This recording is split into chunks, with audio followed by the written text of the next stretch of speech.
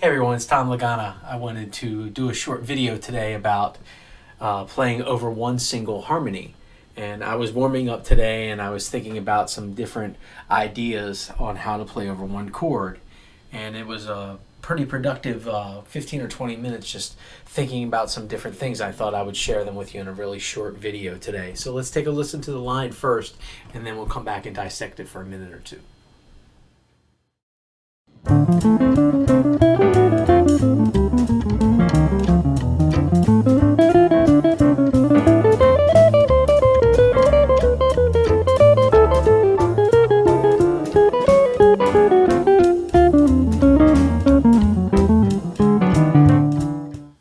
Okay, so let's take a look at the line and break it down measure by measure and just talk about some of the concepts that are in it. And I did make a PDF of everything that I'm about to talk about, so if you'd like to have that PDF, just please email me at tlagana@comcast.net, T-L-A-G-A-N-A at comcast.net, and I'm happy to get it off to you as soon as I get the email. So let's talk about the line here. The first thing I would say about it is, remember, it's all eighth notes. It's not quite music yet. It's just a string of eighth notes. It's almost like an exercise or a straight eighth etude. So you might want to think about different rhythms that you want to put within the concept, or rests and stuff like that. So I would recommend exploring those ideas for sure. So the first two measures are just arpeggios. There's a double chromatic approach into the seventh, and then an enclosure into the third.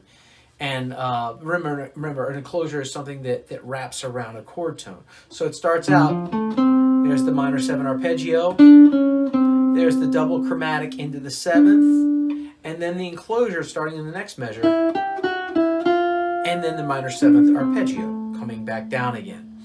And really, I think those ideas are heavily influenced, for me, through Jonathan Kreisberg.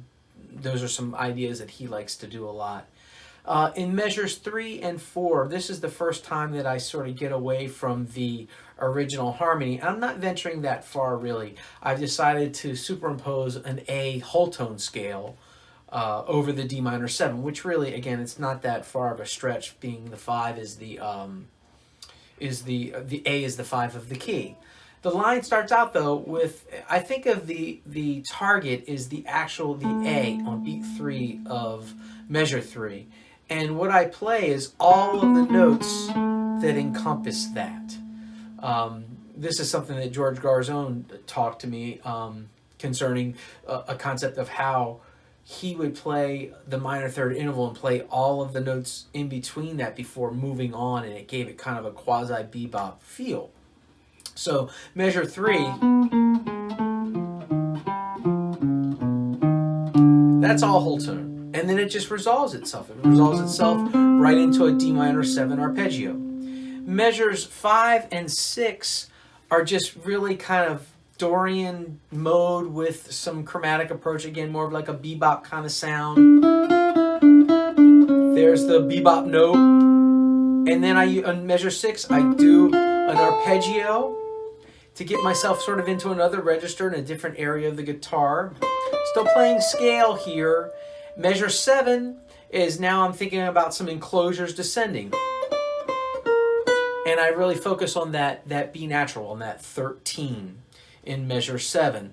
And then it continues. I just keep descending through the scale using enclosures. Now, from beat 3 of measure 8 all the way to the end is all pentatonic. And I enjoy the sound of pentatonic scales used over harmony and shifting them around using like an inside-outside sound. So what happens is you have the D pentatonic, you have an F pentatonic, you have an A flat minor pentatonic, you have a D pentatonic, an E flat minor pentatonic, a D pentatonic, E flat pentatonic, and D pentatonic. All pentatonic minor, I should clarify. And what I did was I started it on beat 3, so it would sort of displace the idea. I think it kind of heightens the effect. So, and again, I'm playing a pattern here. I'm just shifting them around. I'm using notes from both scales to pivot off of and get me into new areas. So on beat 3 of measure 8, I play A, C, D, C. No, not the rock band. Haha, that's a bad joke. So A, C, D, C, and then there's my D minor sound. Then I use that F natural, which is in the D minor pentatonic, that's going to bridge the gap of me getting into a new scale. It's the same pattern, it's just starting on a different scale degree. And then I use that E flat on the end of 2 of measure 10 to get me into an A flat minor. And I'm really getting pretty far away from the harmony now at this point. And then I just go down a half step on beat 3 of measure 11. I'm changing the pattern a little bit at this point. I've used that same pattern enough to where I feel like I just want to change. So I change the pattern, and then I slide it up a half step. It's the same pattern. And then and that's E flat minor. That started on the end of 3 of measure 12. And then on the end of 3 of measure 13, I'm back into D minor pentatonic. And then measure 14, I just go up a half step and play the same thing on E flat minor pentatonic and resolve it to D minor. That's a way that I thought was kind of cool to play some different ideas on an inside-outside kind of sound using pentatonic scales. Well, I hope you get something out of this. Just a quick video that I thought I would throw my hat in the ring in maybe expressing some ideas on how to play on one chord, a static harmony, without just using maybe one scale. So if you have any questions, I'm happy to answer them for you. You can email me. If you want the PDF, email me. I ask you to like and subscribe. I'll see you soon. Thanks.